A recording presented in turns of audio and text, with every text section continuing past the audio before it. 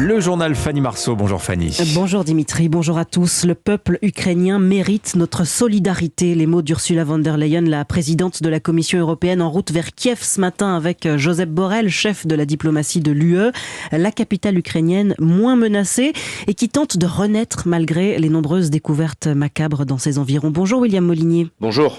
Envoyé spécial d'Europe 1 à Kiev. William, après le massacre de Boutcha avec ses dizaines de civils tués en pleine rue, nouvelle scène d'horreur à Borodianka, plus au nord-ouest de Kiev. Volodymyr Zelensky assure qu'on y déplore encore davantage de victimes.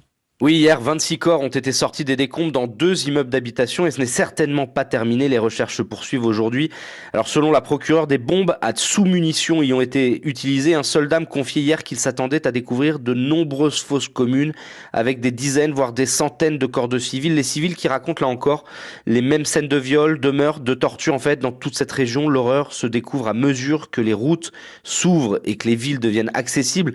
Alors, soit par la route, soit parce que les réseaux téléphoniques sont rétablis. Borodianka se trouve à une 50aine de kilomètres de Kiev. Il y a des ponts coupés et certaines routes n'ont pas encore été déminées. Alors sur le plan militaire, William, l'armée russe est en train de se replier vers l'est du pays, notamment autour du Donbass, région que les autorités ukrainiennes sont en train d'évacuer en urgence avant une nouvelle offensive d'ampleur.